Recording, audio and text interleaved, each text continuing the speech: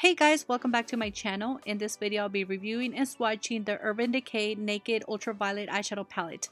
I believe this is Urban Decay's 8th Naked palette, and correct me if I'm wrong, but I believe it is the 8th. I also wanted to say that to this point, I feel they are no longer naked palettes. I remember the first palettes used to be on the nude neutral side, but I guess now they are doing them into color schemes. So this is a 12 eyeshadow pan palette that retails for $49. The packaging of this palette is the same material as the Naked Cherry, Naked Smoky, and Naked Heat. It's a plastic material with a magnetic closure and a good quality mirror. The palette also includes a dual-ended synthetic brush, with one side being a fluffy blending brush and on the other a small pencil style brush.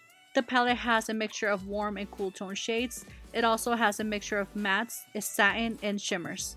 Out of the 12 eyeshadows, 3 are mattes, 1 is a satin, and 7 are shimmers. The mattes in this palette were soft to touch, but they did lack pigment.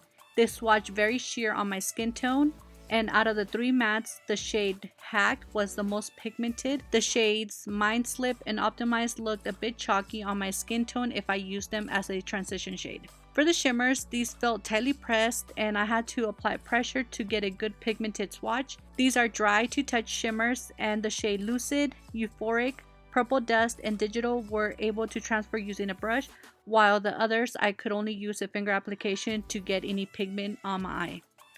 The satin shade in this palette was very creamy and pigmented. I didn't have any issues with that one. So overall, I can honestly say I was disappointed with this palette. Purple is my favorite eyeshadow, so I was pretty excited when I saw that this palette was launching, but unfortunately it wasn't what I expected. The mattes in this palette were on the lighter side, so it makes it harder to use for medium skin tones and deeper. Now for the shimmers, they lacked pigment and they were dry. I recommend this palette to those that like sheer shadows, since to me these weren't bold shades or they were not pigmented. So let me know if any of you guys had the same issues, or did I just get a bad palette. I hope this video was helpful. Please don't forget to give me a like and subscribe if you haven't, and I will see you guys very soon on my next video. Thank you guys so much for watching.